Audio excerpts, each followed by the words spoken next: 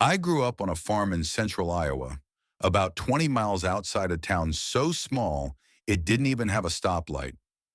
Our house was surrounded by cornfields on all sides, rows and rows of stalks that turned into a rustling wall when the wind blew. One night in September of 2006, when I was 17, I was home alone. My parents had gone to a nearby county fair and told me they'd be back around midnight. I was watching TV in the living room, the only light in the house coming from the screen.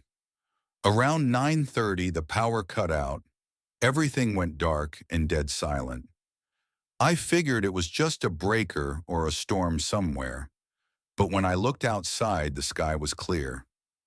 The weird part was, I could still hear the TV faintly even though it was off, like an echo that hadn't caught up to reality yet. That's when I noticed the rustling in the corn. At first I thought it was just the wind, but there was no wind, not even a breeze. The night was dead still, yet the sound kept moving, like something big was pushing through the rows. I grabbed the flashlight and pointed out the window. Nothing. I told myself it was probably a deer. We got deer all the time, right? Then it stopped. The rustling. Everything went completely quiet. And I mean everything. No crickets, no frogs, no wind, just silence that pressed against your ears. A few seconds later, I heard a knock on the window. Not the front door, the window, the one right next to where I was standing. I nearly dropped the flashlight. I turned it toward the glass, but there was nothing there. I thought maybe I imagined it, until it knocked again. Slower. 3 distinct taps. Tap, tap, tap. Then something whispered through the glass. It wasn't a voice I recognized.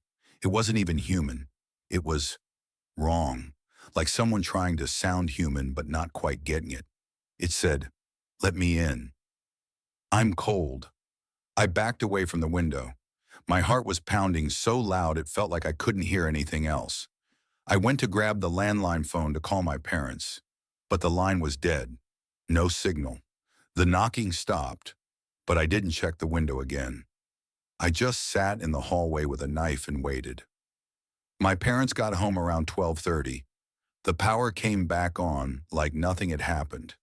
They told me I must have imagined it, that maybe I fell asleep and dreamed the whole thing.